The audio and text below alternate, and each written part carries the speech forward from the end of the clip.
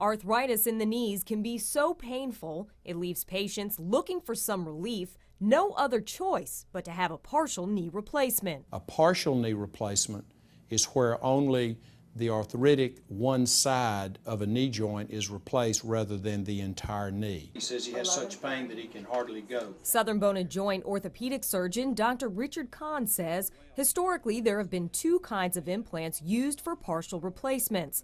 But he's about to join Corin, a European-based medical device company, in a clinical study to see which of the latest implants is more beneficial for patients. What the study's about is to look at whether or not what's called a fixed bearing, which is this particular piece of plastic that is glued inside on the shin bone, is as safe and effective as what's called a mobile bearing, which is the metal piece is fixed to the shin bone and the plastic tray moves. This study will closely monitor 420 male and female patients throughout 18 different research sites in the U.S. to see if these implants meet the FDA's criteria before allowing surgeons to use them. You know, patients need these and get these parts routinely. I do partial knee replacements all the time, and everyone that I do partial knee replacements on do not necessarily fall into a study category, but we're excited about the opportunity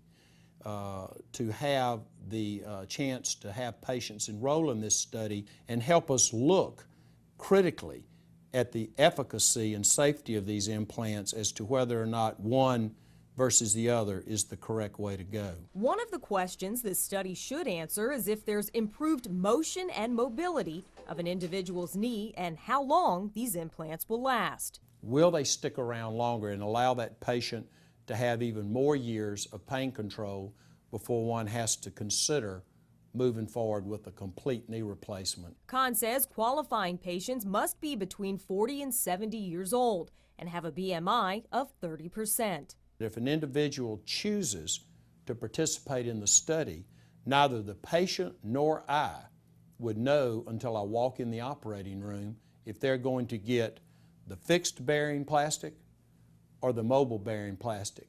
That's what part of a double-blind study is all about.